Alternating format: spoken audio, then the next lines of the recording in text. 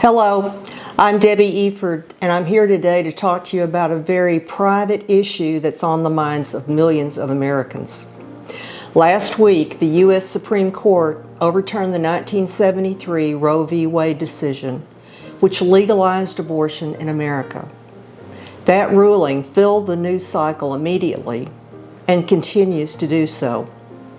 The world is talking about it, and everyone has an opinion. While I anticipated a ruling at some point, I did not expect the flood of emotion it created in me. Those who are pro-life are rejoicing over the victory at the overturning of the decision. I join them in this. Most of you know my story. Once a defender of abortion rights, now I cherish life from the womb to the tomb. Every one of the decisions I have made in my life have had consequences, and still do. The 1973 Roe decision affected millions of individuals and families, and the overturning of that same decision will affect many more. This is a deeply emotional subject. In 1973, we were told that abortion would be rare and safe, but as history proves, it's been anything but.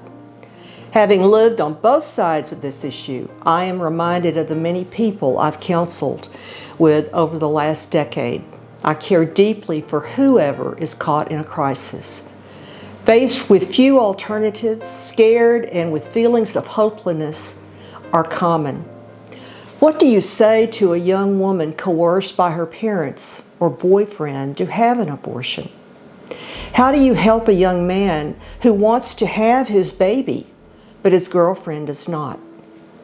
I have held the hands of many women who were told to have an abortion by their parents, but in so doing, to keep the secret to themselves and to tell no one. And for decades, they did just that, telling no one. Secrets have consequences too, many times resulting in depression or suicide. What do you say to a woman who had an abortion when they were young, then learned because of that abortion they could never bear a child? Crying uncontrollably on your shoulder, they have lost all relationships and lost hope and purpose for living. There is a deep divide in this country over the issue of when life begins, rights of the unborn, and women's rights. Despite my personal feelings, my fervent prayer is that we as a nation become more concerned with doing what's right for the individual and families that are hurting than in being right on the matter and taking sides. Please join me and consider these prayer points.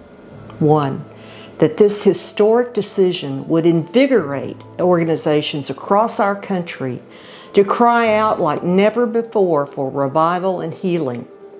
2, that pregnancy centers would be opened in local churches to care for mothers, babies, fathers, and extended families.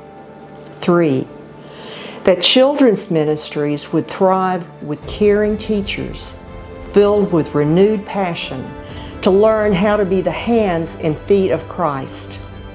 4, that a powerful adoption movement would be released across the nation. 5, that a culture of life and a culture of love overtake individuals, families, churches, and cities across America. And lastly, that we exhibit grace and mercy to everyone we encounter. As a believer, I want to follow Christ's example to love unconditionally without judgment. Thank you, and God bless.